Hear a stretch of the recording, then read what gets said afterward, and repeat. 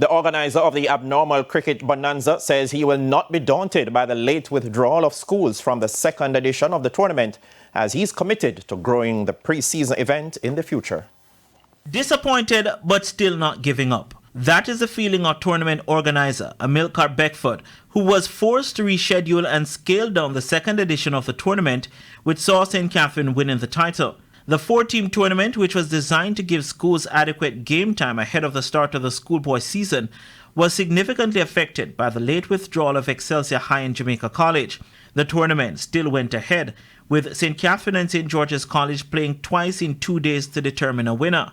Despite the disappointment, Beckford wants to grow the tournament as opposed to abandoning the idea. It's the plan, make it a big, firstly, local competition, and you'll never know, go international, so bringing international teams to give these players more exposure. I just feel that they are not getting enough, competition with other areas of, the cricket.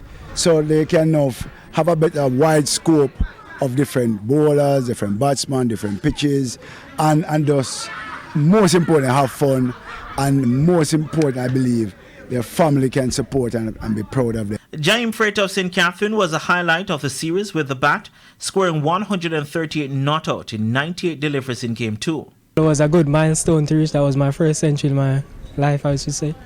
But overall, it was all about stroking out the balls, playing the right shot, rotating strike, and see where we could bat out the 35 overs and see the score that we could get and defend it. Firstly, it was a great experience. We had the ability to come out here and play 2 games back to back. It was an awesome experience. We got to showcase our skills and our talents. We can learn back and look back on the recording and see where we went wrong and improve from there as a team.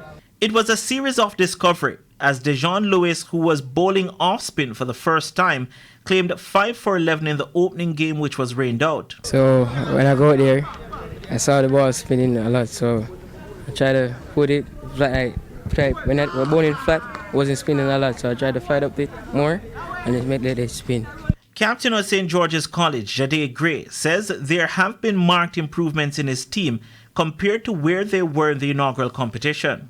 I think these games were really important in our development, to not say that we only trained for a long period of time, but to just put it in practice and put it on the field to see if the training was going to good work. Rajay Peck, 3 for 25, and Gabriel Smelly, 4 for 31, were also key performers for St. George's College.